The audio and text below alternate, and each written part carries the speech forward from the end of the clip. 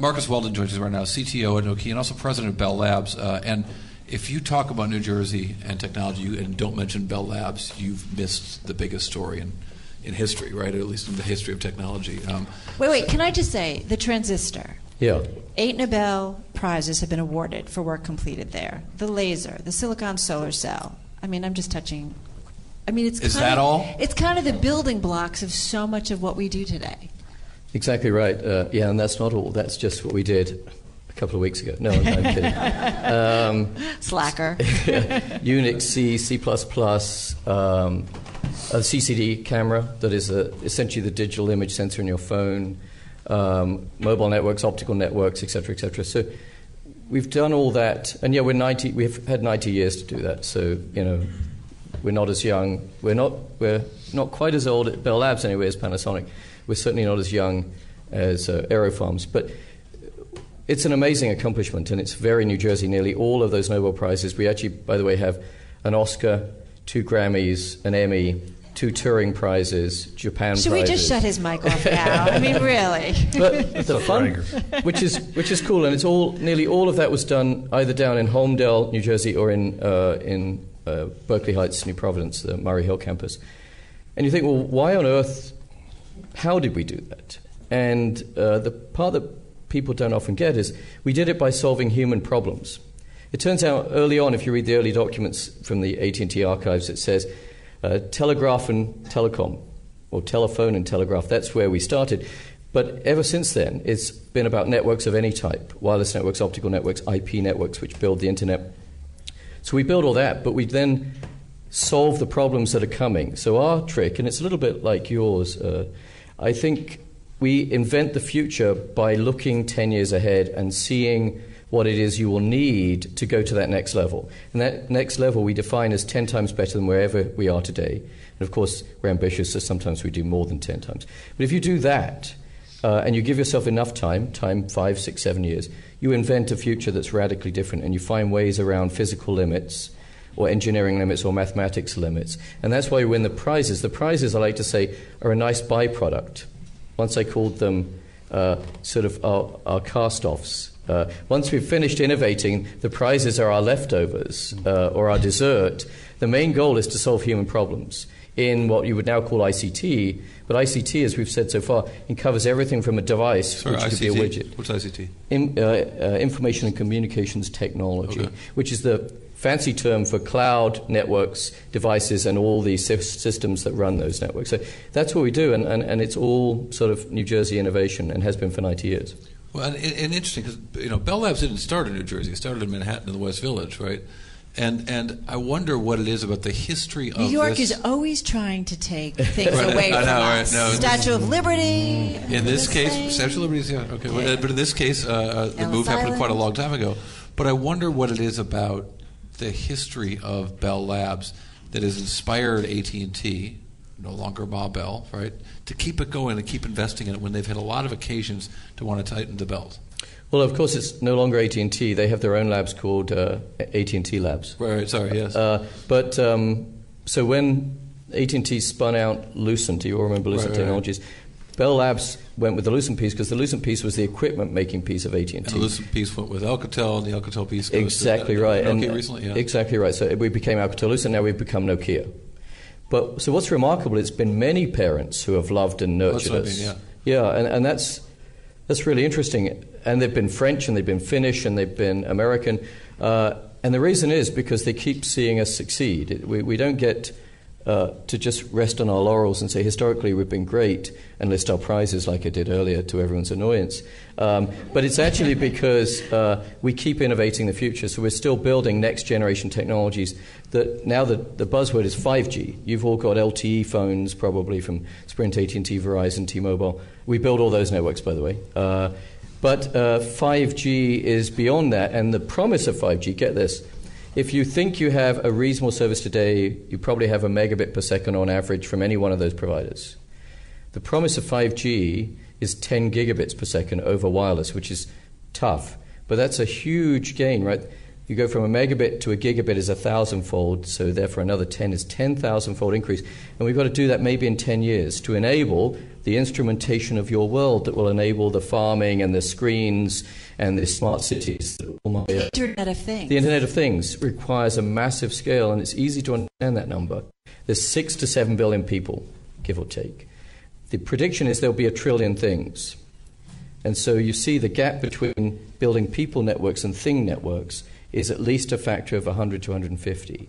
And then, of course, we think those things are all going to be generating video, and we're not all generating video. And we need to control things that are going to be moving really fast, like cars and drones. So we've got to build this network that's really low latency, super high capacity. So we think the amount of innovation still to come, and that's what our parent company Nokia thinks, is so large that we're worth the bet yet again. Tell us, though, about the culture. And it was interesting reading about kind of the Bell Labs culture, and I think it was an individual, was it Mervyn Kelly, and just this whole idea of having like different types of thinkers, critical thinkers, different people all under one roof in close proximity. You know, and I just think about, David, what you said, how you've got the farming component and you've got the software component. Like you've got all these people who come together and figure out a solution to improve things. That's an excellent point. And we're no longer just New Jersey, actually, because we ran out of people in New Jersey. So actually, the real story is we used to import people to New Jersey en masse. We were one of the massive brain drain. We were the sink for the brain drain, where everyone came to New Jersey and you had to be here if you're in Bell Labs. But now, with modern communications, that's no longer a requirement. So we're in France and Germany and China and Ireland. We're in Silicon Valley as well. We're now in Hungary and Finland, of course. So we're everywhere, and those labs all collaborate together, and there's about 1,000 people across those labs. So we don't just rely on New Jersey, but all the great innovations in the past came from New Jersey. But yeah, we are the other, so let's sort of think of that as geographic diversity, which is also a little bit cultural, because different cultures actually think a little bit differently. Some are more methodical and some are more inspirational, and across all those sites we get a mix. But we also STEM diverse, because we take scientists from all disciplines, engineers, mathematicians, and technologists in general, and we mix those together. So we mix sites, disciplines, genders, ethnic backgrounds. All of that is our magic, and putting them in contact. Originally it was in one building, and they built these hallways that are, I don't know, I think they might be half a mile long. And the reason was you had to walk past someone else to get to lunch. So it's a little bit like the Steve Jobs idea of the bathroom, I think, was where you all had to go together, which is a bit different. Or Mike Bloomberg, who we have the food court. No, the food court. We have to run into. Yeah, and you get your free snacks. I was there last week. It's pretty cool. No, so we That's had where all the snacks went last week. Yeah, that's right. I'm putting on a bit of weight. Long corridors was our solution. It was not a very elegant one, but now we do it with very diverse network groups. But you say that, but Steve Jobs was supposedly inspired in that the new Apple headquarters that they're building, which is a donut-shaped building, where you have to walk by everybody in order to get anywhere. So there you are. You see, we can now legitimately claim we didn't just invent the things that go inside your Apple phone, right, but even how they innovate. And I think that's probably somewhat true. Like all your phone is components not made by Apple apart from the processor, which was based on the transistors. We always forget these magical elements. The thing that is allowing anyone to build the next generation internet all came from New Jersey. One of the things I do for Bloomberg Television, whenever the new Apple iPhone comes out, is I break it apart, and I get with these guys who help me identify the parts. So we get the brand new most coveted item in the world, and then we smash it and take it apart and go through chip by chip and try to identify all the little pieces, because it's fascinating. It's fascinating. But I think you're absolutely right. Our magic is, I wrote this on my blog, but it's best and brightest, and that used to be you had to come to New Jersey, but now we'll tolerate other places.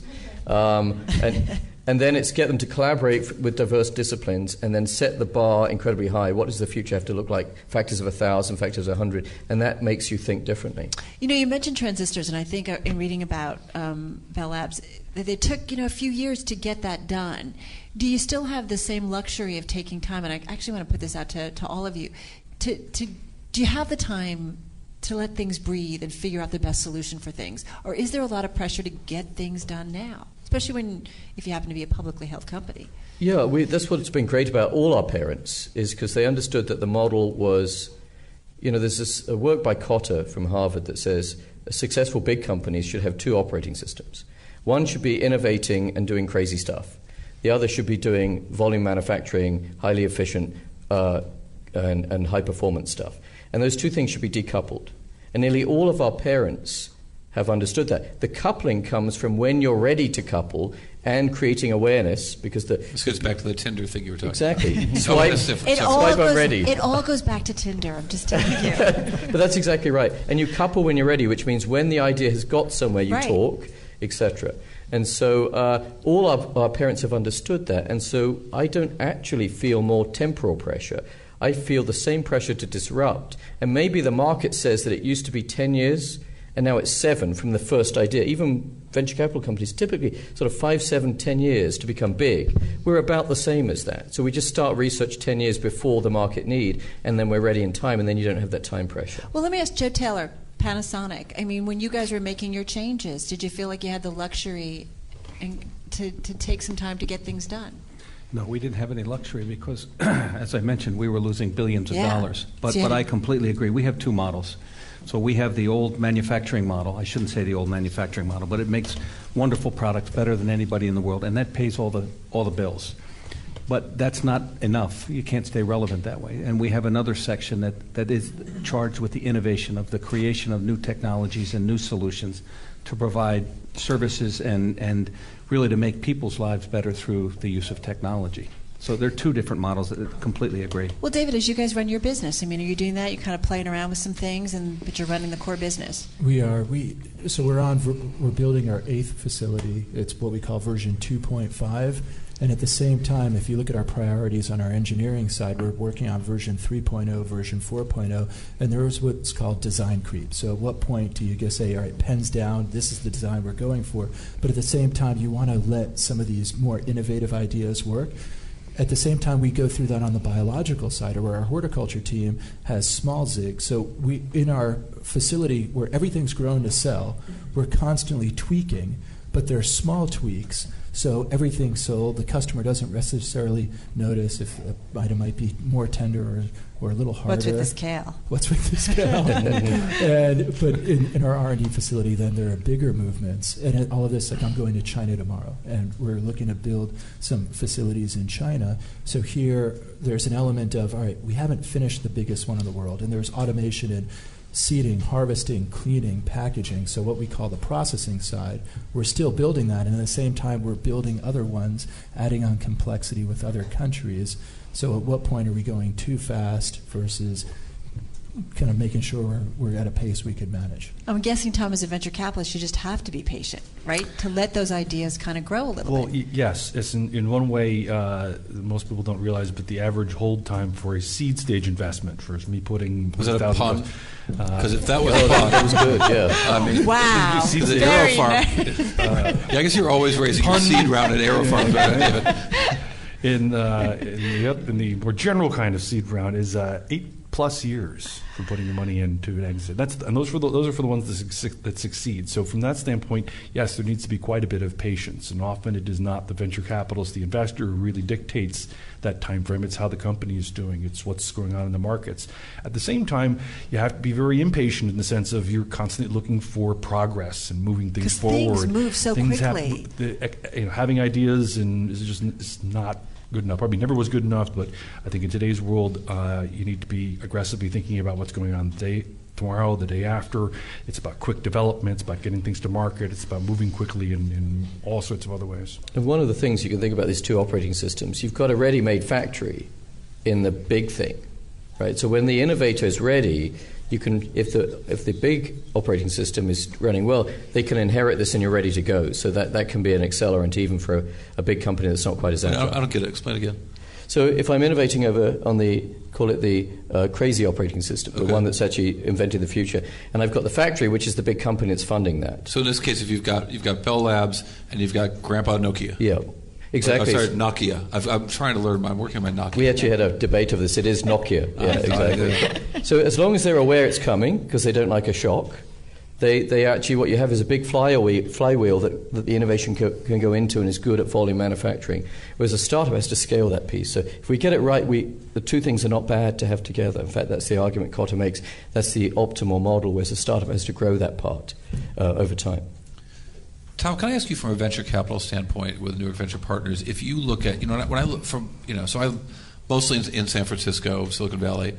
I'm in New York City a lot, and I'm from New York and I live out there, so I've got this sort of feeling about what both places are about. And the venture side of the Bay Area is focused on all kinds of things, except for really media. And I feel like the venture, Silicon Alley, at least over the course of the last 15 years or so, has been very heavily focused on media.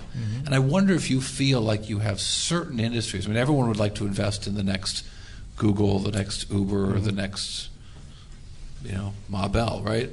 But what do you feel like your specialties are going to be the places where you're really going to get some efficiencies of your own, and you're going to start to really know some industries and innovators in those industries better than any other? Yeah, I mean, I think, but I love the coastal model and the reflections on that, because there's a lot of misconceptions too out there about differences between them. But I would say the thing that New York has, that everyone recognizes, is it's a capital of business, probably the capital of business.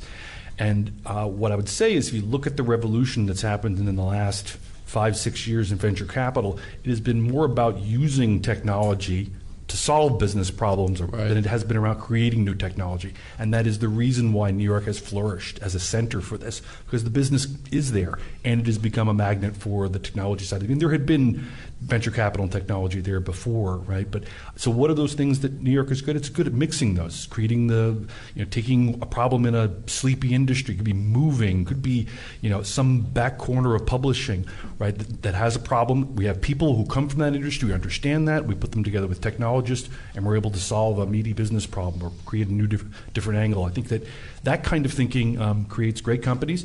If we're missing out on the East Coast, it may be in the super big ideas. I don't feel like we're going to probably create the next Facebook here yet. I don't think we're aiming for those home runs all the time. Speaking of New Jersey residents, Mark Zuckerberg. But I think I'm happy to do innovation in great B2B companies and great consumer marketplaces and plays, things that can create great company, great wealth. They don't need to be the next unicorn in order to be super successful. David, what are your thoughts? Obviously, the tri-state area known for its farming. Well, it's one of the competitive. It is the Garden State, Corey Johnson. One of the competitive advantages for this area is also capital formation. So we're right next to Wall Street, especially like Aero Farms. There's a capital intensity. You guys have raised $75 million, I've read, on debt and equity. So on the and equity is very precious to a company, to an early stage company. So you want to find ways to bring capital together where you're not diluting yourself. So our bankers, Goldman Sachs and Prudential, it's very nice to go across the street or across the river and work with big banks to figure this out, to problem solve. There's a lot of innovative minds, a lot of smart people, and a lot of capital where you could figure out models. I mean, if you think about the problem that we're trying to solve here, or what we're trying to do collectively here in Newark, it has some similarities to what's gone on in Detroit, right? With regentrification, and also what's happened in Las Vegas, where Tony Hsieh has tried to get off the ground there. But I think, to what David was saying, Tony Hsieh, the founder of Zappos, another Amazon company. But trying to use technology to revitalize a city, we have a distinct advantage. We're not thousands of miles away from something. We're a few miles away. We have direct access. We're already part of that ecosystem. A lot of infrastructure here. Out in Detroit, you're trying to build an island in the middle of an ocean. Here, we've just got to latch on to a great set of resources that are right here. We just have 2 minutes. He's the boss left, and what I wanted to ask you, because here we are at as far as he knows. Here we are at NJIT, and I'm just thinking about the education, the type of workforce that you need. So I'm going to ask you to be quick. I'm just going to kind of rapidly go down.